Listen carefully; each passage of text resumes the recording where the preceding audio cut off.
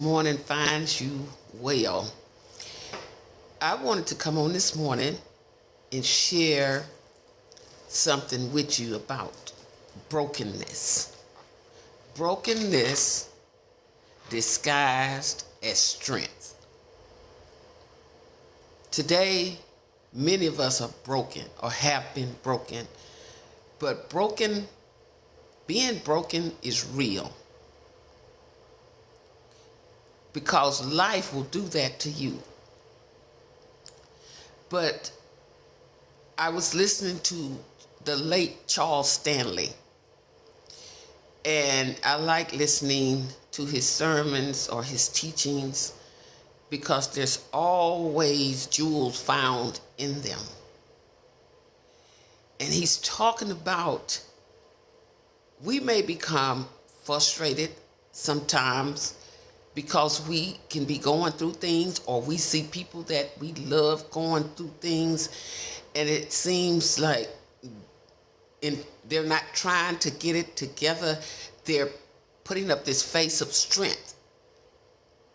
And you know that that's not really real what's going on in their lives. Even ourselves, we have a tendency to hide our brokenness through strength. We try to show strength. We mask a lot. And we want people to feel like we got it together. When all the while, we're spiraling out of control behind the scenes. Have you ever just prayed for someone and it's just this roller coaster? It seems like everything is coming along and straightening out itself out and working itself out. And then all of a sudden, because you know their pain, you've watched them in their pain, you've watched them in their brokenness, and then they just do something like, Lord, where are you? Did you hear my prayer? That's what you ask yourself.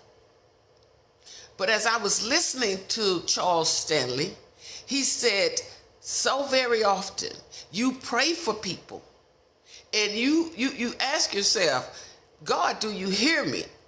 It can be loved ones, it can be friends, just somebody that you are close to, because you see them in their pain and you want them to heal and you want them to come through that and be delivered on the other side of that in a stronger relationship with God.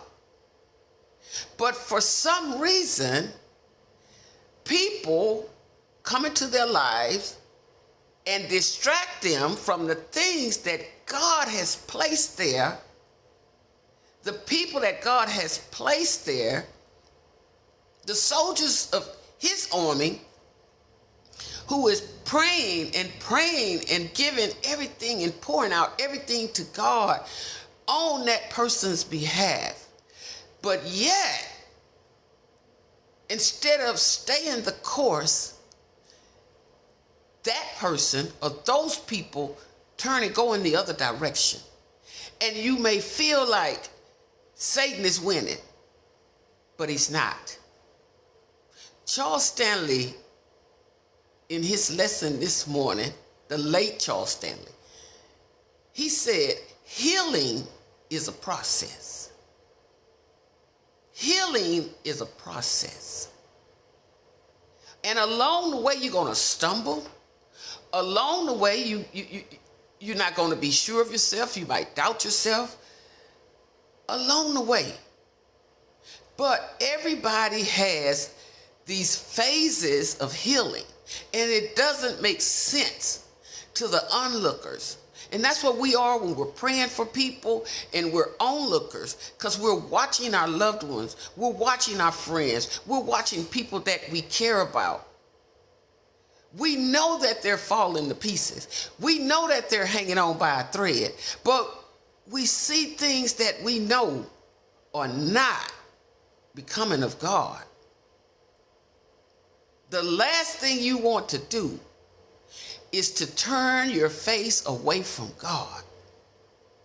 Because, as Charles Stanley was saying, these distractions will come in. That's how you know that people are on that road to healing, that journey to healing, that journey to getting to the other side of whatever they have going on in their life and having a closer walk with God. Because as soon as Satan finds out or get any inkling that you are getting closer to God, that you are healing in that path, and you're about to have that breakthrough, he sends something in there, a situation, another person. He can just send. Satan is always ready to attack us. Always. I say this all the time. Satan does not fully go to sleep. He just takes naps. And it's true, because he is on a rampage as we speak this morning. He is on the rampage, tearing up family units, tearing up friendships, tearing apart relationships. He is on a rampage, and he will not stop. It is us, it is we who have to continue in our faith, in being strong. Keep going. And I know it's easy to say, but it's just something that we have to work on and do. And it's like Charles Stanley was saying, healing is not without pain. That's why you're trying to heal, because of the pain. The pain that life situations have caused you. But it was not meant, no pain that you experience is not meant for you to take a seat, sit down, and just boil yourself in tears. No, those pains are meant to turn into purposes. Those pains are meant to make you stronger. Those pains are meant to make us get closer to God. Because Satan wants you to fall apart. Satan wants the world to see you as a weakling, to see you as someone who is claiming God and saying, well, what he wants you to say, well, what he doing for you now? Where your God at now? See, that's how Satan do. Where your God at now? But God say, I'm still here. I'm going to heal you in your pain. I'm going to deliver you. And what I started in you, I'm going to finish. God will never allow Satan to have full reign over us, because he loves us so much. It's just like your children, your grandchildren. They go so far, and eventually you pull them back and say, wait a minute, we need to talk. See, when you love somebody, you got to reach out to them and say, look, you're going a little too far. I understand you going through something. I understand what you are going through is painful. But I've been there too. And God healed me. And even when I thought that I was making the right choices in my pain, trying to come out of my pain, and they weren't, I had people who stepped in and said, wait a minute. No. That's not the way to go. When you love people and when people love you, they meet you in your pain. And because they don't want you to receive any more pain out of those circumstances or whatever it is that you're coming out of or coming through. So when sometimes in our pain, we do some stuff that we can't even believe that we done. We can't even believe I done that. I connected myself to that. I allowed myself to get in that. And so, as a friend of mine told me one time, God sends people to pull you out from a situation. And it can be through their words. Just saying, look, I'm praying for you. I'm here for you. Stay the course. You're not in this alone. God knows when we're masking. God knows when, again, like Charles Stanley said, when we are disguising our pain with strength.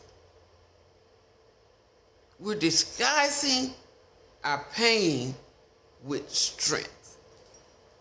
And it's there. And it's not going anywhere. And even though, you know, we're trying to take our brokenness and disguise it with strength, God still know you broken. Let me say that again. Instead of us trying to take our brokenness and disguise it with strength, God already knows all about your brokenness. He knows you are not as strong as you're pretending. He knows that you are doing things that you wouldn't have done if you weren't trying to disguise that brokenness. So we can't be so harsh on other people when they're going through, because we have that same experience of brokenness in which we try to disguise it with strength. Keep praying for one another. I know it gets hard when you're praying with a person praying for a person that has been broken. And they may turn their face away from God and start looking at the world and start trying to please the world and start trying to make the world see them as a strong, durable person, when really they're not. They go home and break down. But God sees your brokenness. He's right there with you. He's in it with you. So don't give up on him. There are people that we'll never meet in our life, who are holding us up in prayer. And there are people we will never meet in our life that we pray for. You can go in the grocery store, you can just be anywhere, and you see someone, and you see the sadness that's on them. You see the brokenness, and you say, Lord, I don't know what that person going through, but help them, Lord. Allow your angels to surround them. Catch them by the reins of their minds. And whatever it is that they're experiencing, let them know, Lord, that you're there with them. You haven't left them. You haven't forsaken them. I know I do it sometimes, and I know many of you do it. It's not just with the people you know. It's strangers that you will stop and say a brief prayer for. Or when you're in your meditation, you pray for them. Because life don't keep us in the shallow waters. Sometimes we go really deep. And when we go deep in the waters, that's where everything lies. Go out to the beach and just watch. And just the further you walk out, you have a different experience. But if you go too far, that water will engulf you. And this is the message I want to leave with you today. And I reference Charles Stanley because you credit people you quote. You quote somebody, you give them credit. He said, eventually, your brokenness being hidden by your strengths will swallow you up. Your brokenness that you are trying to hide with your strength will swallow you up. Know that God has not forgotten about you. He hasn't. And some of the things that people are witnessing you do, and they know that you're in your healing, that you're trying to heal, that you want to heal, but along the way you're scared. So you're grabbing at things and you're bringing things in your life, and you're bringing people into your life that shouldn't be there. But in your brokenness, in your disguising, you pull in, you attract people and things that shouldn't be in your life. And if you don't listen to the word, the voice of God, it will swallow you up.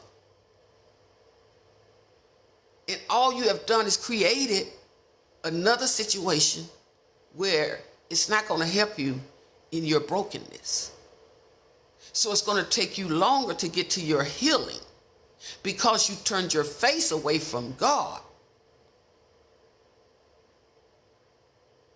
And you turned your face towards people, and you begin to depend on people for your healing instead of depending on God for your healing.